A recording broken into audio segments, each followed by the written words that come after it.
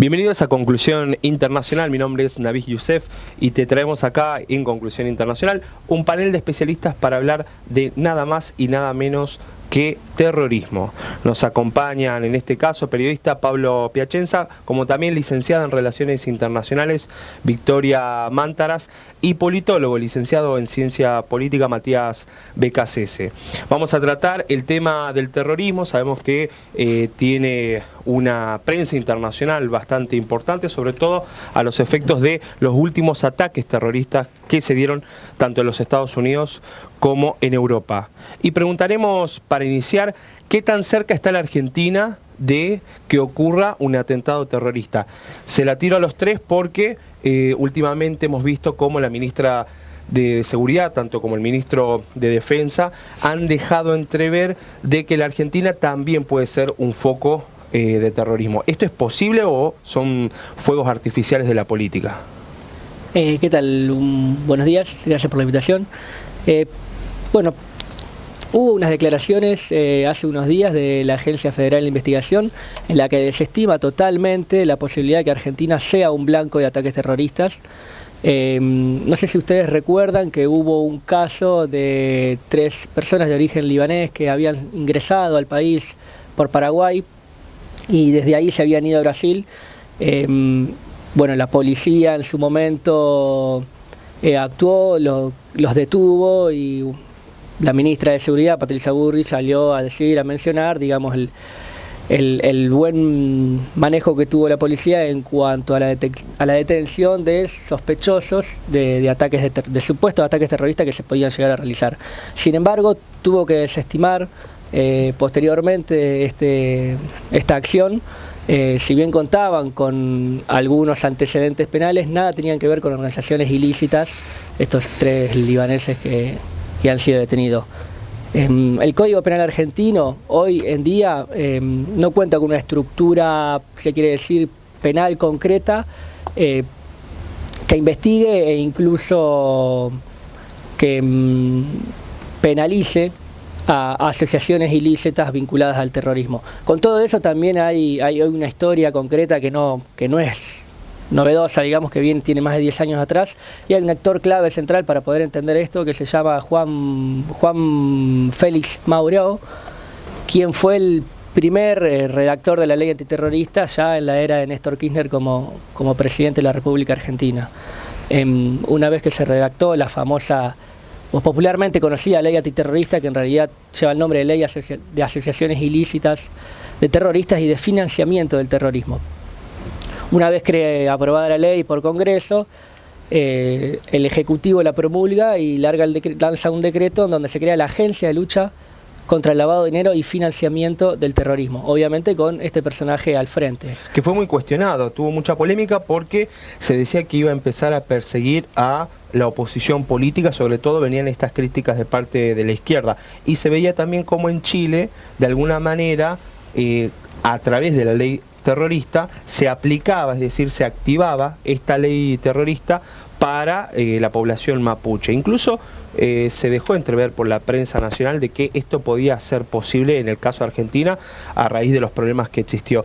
¿Crees que esto es posible? ¿Hay un hilo conductor entre la ley antiterrorista con este tipo de operaciones contra la oposición o contra facciones o minorías étnicas? A ver, puede haberlo, eso depende de la mirada y la interpretación que le hagan quienes tengan que aplicar la ley, digamos. O sea, es muy abierta. Exactamente, es muy abierta. Pero desde mi punto de vista, el eje central en cuanto a lo que fue el desenlace, digamos, de la ley antiterrorista, se da cuando en diciembre de 2011 se modifica la misma y se derogan 2 artículos que eran por ahí los que le daban el eje central. Es el artículo 213 ter y el artículo 213 cuarter. ¿Qué dicen cada uno de estos?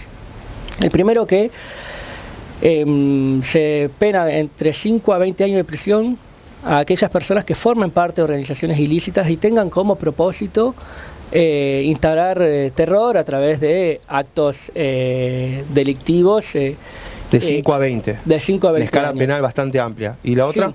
Y el otro era el artículo 213 cuarter, que se penaliza de 5 a 15 años de prisión a quienes recolectasen dinero y bienes que funcionen para el financiamiento de estas organizaciones ilícitas. Eso es importante, lo que vos hablás del financiamiento, porque muchas veces nos preguntamos cómo es el financiamiento de estas organizaciones terroristas, porque sabemos que operan con armamento pesado, con una logística bastante particular, y esto sale de algún lado. Tenemos también a un periodista, investigador del CEIEP, del Consejo de Estudios Interdisciplinarios, Económicos y Políticos. Trabajaste algunas cosas de sistema financiero que se publicaron en Cancillería de Ecuador, que tenían que ver un poco con los paraísos fiscales, pero ¿dónde entra en esto los grupos terroristas, Pablo Pellenza? Bueno, hay que distinguir particularmente del más conocido en estos últimos tiempos, que es el ISIS, de los otros grupos más tradicionales o más clásicos, porque el ISIS es un proyecto político de Estado, digamos. Esa es la principal diferencia. De hecho lo llaman Estado Islámico también, el Estado Islámico, exactamente. Y como es un proyecto de Estado, como es un proyecto político con una ideología, con un líder religioso y político al mismo tiempo, se ha establecido en un territorio. Y a partir del establecimiento en el territorio ha logrado cooptar, como se estableció en el norte de Irak y parte de Siria, por ejemplo, campos con pozos petroleros, y a la vez tiene una novedad, digamos, en la capacidad de financiamiento que tiene que ver con la posibilidad de cobrar impuestos. Es decir, el ISIS estableció una especie de Estado donde... El califato. El famoso califato, donde se le cobra impuestos, por ejemplo, a las minorías religiosas que no están de acuerdo, porque ellos son una manifestación, digamos, de una corriente muy conservadora dentro de la rama suní. Entonces le cobran impuestos a las minorías que no son suníes, y también ha establecido otros mecanismos de financiamiento, como pueden ser los secuestros y el pedido de rescate por los secuestros, el asalto a bancos. Por ejemplo, fue muy famoso el asalto al banco de Mosul, una de las ciudades más importantes de Irak, donde se estableció el Estado Islámico, donde el ISIS pudo recolectar 400 millones de dólares. También está, por ejemplo, la compra-venta de obras de arte. Esto fue muy conocido con el caso de una vez que el ISIS tomó la ciudad de Palmira en Siria, donde había numerosas obras de artes. ¿Y qué pasaba? Ante la posibilidad de que las quemen o las rompan, los compradores de obras de arte pagaban más dinero por eso. Numerosas formas de financiarse. Después tenemos una más clásica, que ya es una forma de, por ejemplo, Al-Qaeda o Al-Nusra, que tiene que ver con las donaciones privadas. Y en este sentido... ¿Hay donaciones privadas? Hay donaciones privadas. Al-Qaeda vivía de donaciones privadas, más allá de la capacidad financiera y económica de sus propios participantes, como el caso de Bin Laden.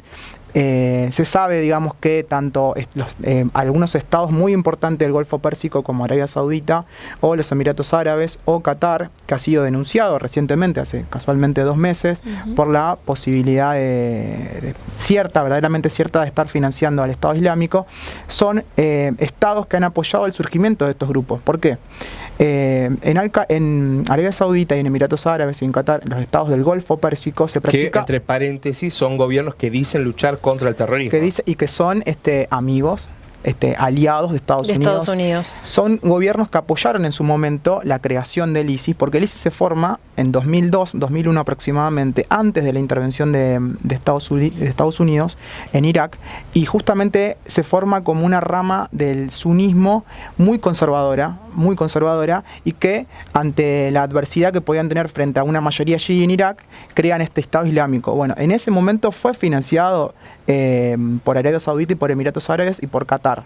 Esa es una manera muy cierta. Y acá lo que hay que tener en cuenta es el tema de qué rol juega lo que vos me preguntabas primero, el tema de los paraísos fiscales, el sistema financiero internacional y los bancos. Verdaderamente el sistema de opacidad y de secretismo que impera a nivel del sistema financiero internacional es un mecanismo que favorece el movimiento de capitales, porque uno se pregunta, bueno, ¿cómo le acercan el dinero o el material a estos tipos, ¿no?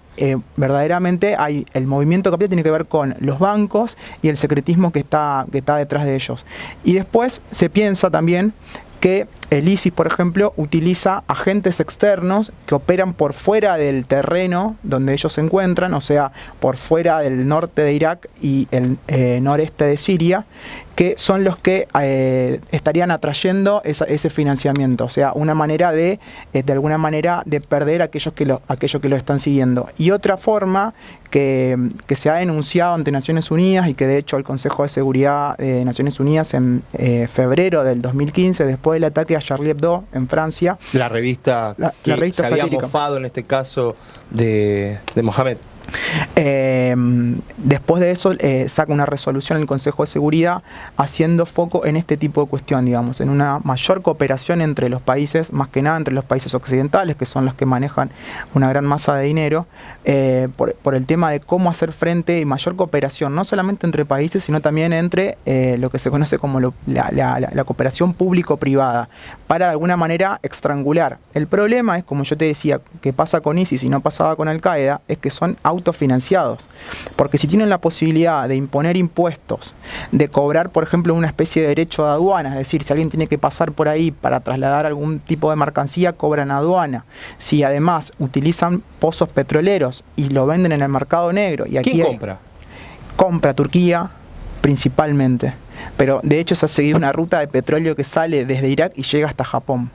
Entonces, sea, hay los países centrales también de alguna manera financian estas organizaciones. Ahora, vengo a la región. Estábamos hablando un poco de Argentina, hablamos un poco del mundo, pero me gustaría saber qué pasa en la región, porque también he escuchado, y se ha visto también por la prensa internacional y por los medios, también por la política, de terrorismo en la región. Victoria Mántaras, vos sos licenciada en Relaciones Internacionales, trabajaste algunas de estas cosas. ¿Dónde tenemos terrorismo en América Latina y si se puede hablar de terrorismo en la región? Bueno, en primer lugar, muchas gracias por la invitación. Sí, sin lugar a dudas, el caso más emblemático quizás de terrorismo que se pone en discusión y un poco lo podemos charlar acá también, bueno, es el emblemático caso de Colombia, ¿no es cierto?, que fue tildada de narcoterrorista la acción de la FARC y del Ejército Nacional de Liberación, el ENL, luego del atentado a las Torres Gemelas en Nueva York, el 11 de septiembre del 2001. En ese entonces el presidente de Colombia era Andrés Pastrana, que ya venía armando un acuerdo con el presidente Bill Clinton de los Estados Unidos, que se llamó Plan Colombia, que fue muy conocido. Qué famoso. Famosísimo Plan Colombia por el financiamiento que los Estados Unidos derivó a Colombia de verdaderamente millones y millones de dólares durante años, durante 15 años aproximadamente. Y se popularizó, perdón el paréntesis, se populariza también el caso de Colombia y del narcoterrorismo por Pablo Escobar y la serie Narcos. Sí, eso ni hablar. Lo que pasa que lo que sucede es que luego de los atentados de las Torres Gemelas en el 11 de septiembre del 2001, el presidente Álvaro Uribe es como que toma el concepto de terrorismo y hace como lo anuda a la narcotización de la política colombiana, ¿no? Entonces se habla de narcoterrorismo. La FARC, que fueron un movimiento guerrillero, un movimiento insurgente que tuvo una política y tiene actualmente una política, una ideología muy marcada marxista-leninista, que en algún momento la sociedad colombiana se sintió identificada con esos reclamos políticos.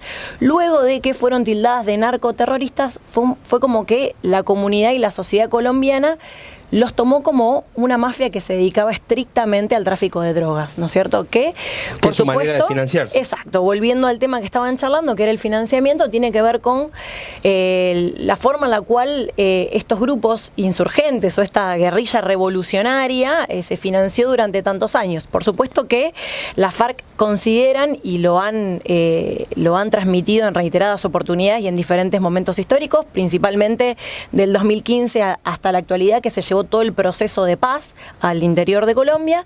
Ellos fueron muy incisivos, o sea, reincidieron en que ellos jamás comercializaron cocaína, sino que por el contrario ellos, la participación que tenían era cobrar impuestos para que las organizaciones delictivas ¿sí?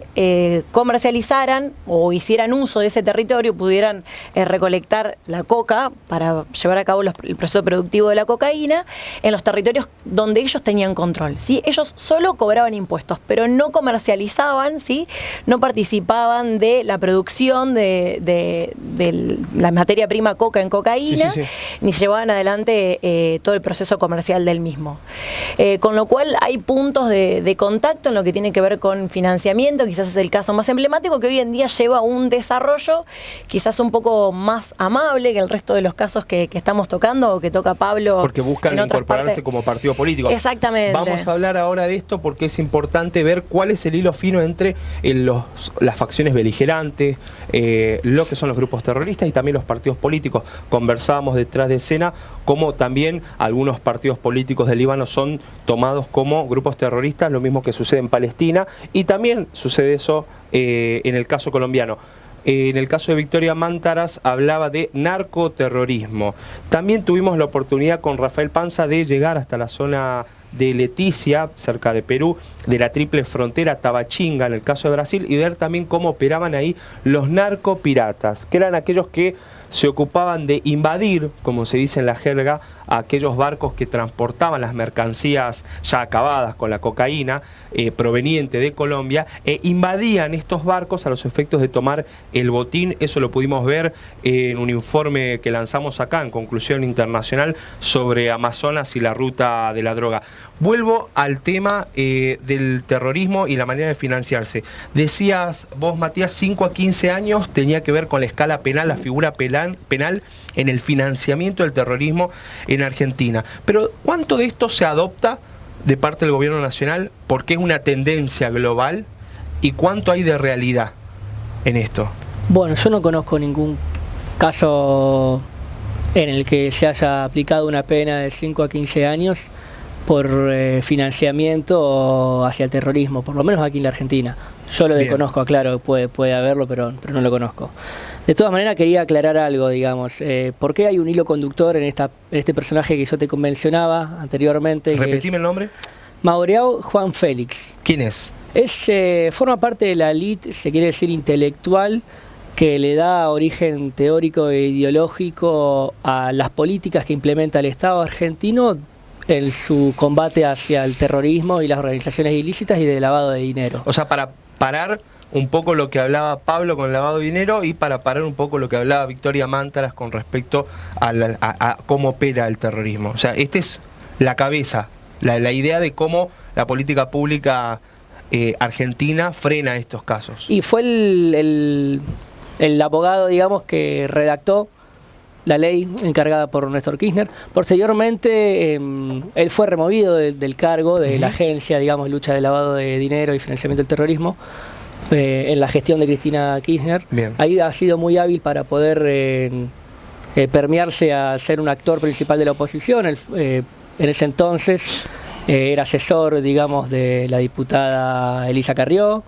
Fue abogado en causas que llevó el gobierno contra el Grupo Clarín, e incluso también se rumoreó de que era informante de la embajadora estadounidense Vilma Martínez. O sea, una persona bien versátil. Exactamente, sí, con mucha capacidad, digamos. Bien. ¿Qué es lo que hacía esta persona concretamente con las políticas públicas y con la ley? Era el que redactaba, digamos, las políticas represivas, se quiere decir, que tenía que llevar adelante el gobierno para este tipo de acciones. Y en el 2015, ya con Mauricio Macri en el poder, con Germán Garabano como ministro de Justicia y Patricia Bullrich como ministra de Seguridad, firman un decreto en el cual se crea la Coordinación Nacional para el Combate del Lavado de Activos y Financiamiento del Terrorismo, que obviamente al frente de esta coordinación la ocupa el lugar Mauriao. Pero bueno, no le duró muy poco el cargo porque en 2017 fue separado del mismo por un conflicto de intereses que había o que imperaba, acusado por la Oficina de Anticorrupción. Donde hay otra macrista bastante acérrima, Laura Alonso. Donde se sospecha de que el Coordinador Nacional para combatir el lavado de activos, a través de su estudio de abogados, asesoró a clientes para el blanqueo de capitales, digamos, con lo cual es un actor, se quiere decir que está muy mimetizado con la causa de lavado de activos y financiamiento, digamos, de organizaciones ilícitas.